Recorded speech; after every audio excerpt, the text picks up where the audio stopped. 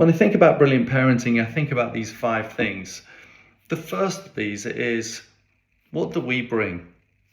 Now, if I put a child into another country, they will immerse themselves into that language and learn it pretty quickly. And you'll know that because you've heard this. Children are like sponges, and they sponge everything. They sponge if you play music, they sponge if you read a lot, they sponge if you play sport. But they also sponge your levels of kindness. When you're driving along, how kind are you to everybody else? But they also sponge your levels of stress, your levels of annoyance, your levels of joy. So as a person that's trying to think about brilliant parenting, which you are because you're listening to this, how does the 2% version of you show up again and again and again and again? Are you that upbeat and kind and positive radiator that your children want? Do you want your children to go up kind of learning and being a little bit more like you? And if the answer is yes, keep doing that. If not, what are the refinements we can make to us? How do we radiate us rather than drain the mood? Because they'll sponge all of those things. The second of the things is this thing called the 4-minute rule. And before we walk into any situation, how does the best parent walk into that room, whatever age your child is? And to take the 4-minute rule slightly further, I use the 10-10-10.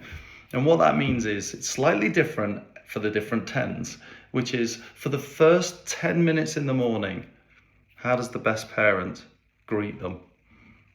So this morning with my 2 kids,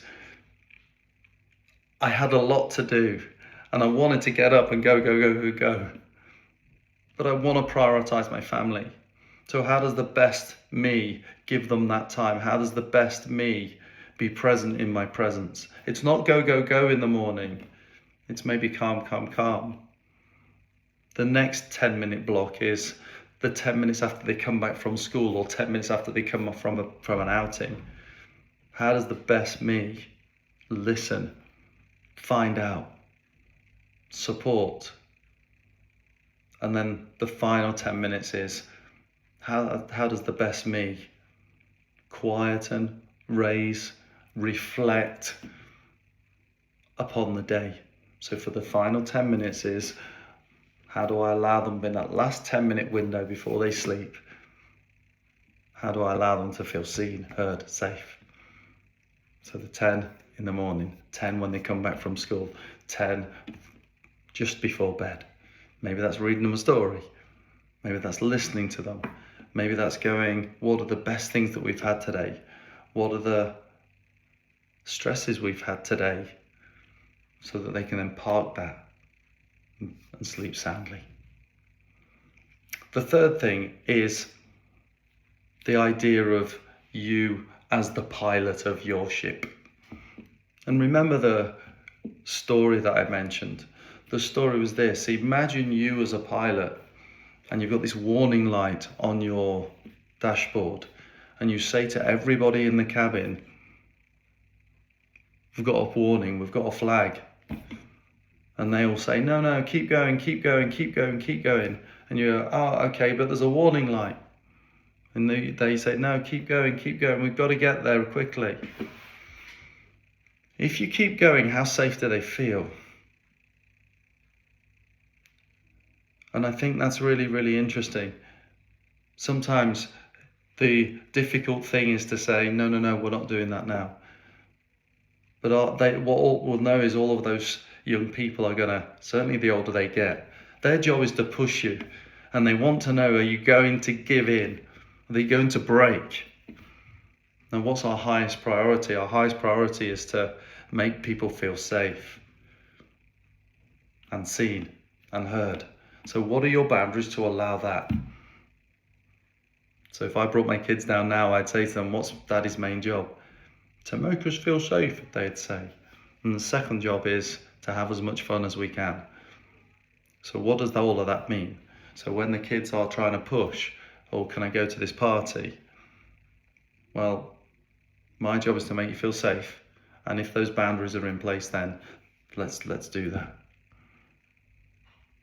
Now, the opposite of explanation is sit down, tell you this, and that authoritarian type of parent.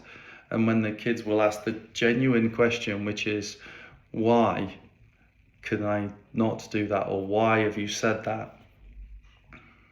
The answer, because I told you so, is a difficult one to take for them.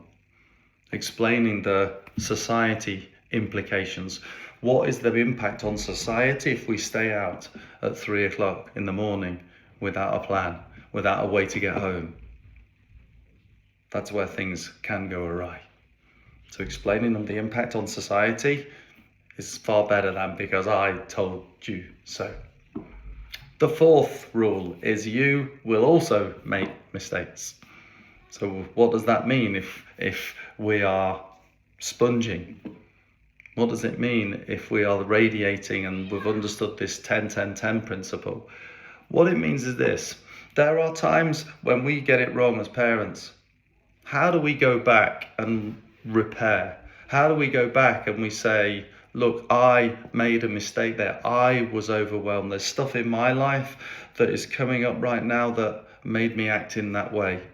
And I am sorry I made a mistake. What does that teach our young people? I think it teaches them that we're going to make mistakes and they're going to make mistakes too. But it doesn't define them. It doesn't define our love for them. It defines us to say to them, we're all going to make mistakes. And then they're going to tell you about it. It means we're not going to lie and cheat if I just tell them, you will do that, you will do that, you will do that. And we become scared of answering that phone call, scared of telling the parents the truth. So how do we repair? That will teach them, actually, it's okay to get things not quite right because we can learn from that. And that's called being a human. And the final thing is, listen. How many times do people come through the door and you ask them the question, how are you doing? And you don't really know or care about the answer. No, how are you doing? I'm fine, thank you, how are you? What does that mean for the secondary question? What's been really good about school today? What's one way you've been kind to someone else today? Where did you notice that someone pushed the boundaries of growth as they walked through the school? And then when they do open the door, how do we really listen with our ears, with our eyes, what they're saying with their bodies, and how do we listen with our hearts? And once they say something, whatever that is, there may be a dive into saying, that's tough to try and solve. But what if there's a way that you say to them, I'm so glad you told me that. Because when they tell you, you feel more connected. And they're going to want to tell you more because you are the safe haven that allows those thoughts. And you then recognize their emotions. Any emotion is valid, which is, that sounds really tough, versus, I know how you feel. Because we don't know how we feel. I can't remember what it's like to be a 14-year-old girl, for instance. So I don't know exactly what my kids are going to go through when they're in that moment, but I'm so glad you told me. I've no idea how difficult that must be for you right now, but I'm here for you. Those are my top 5 things that I work on at the moment. I can't wait to work with you again. And until then, how does the best you walk through this room? Good luck.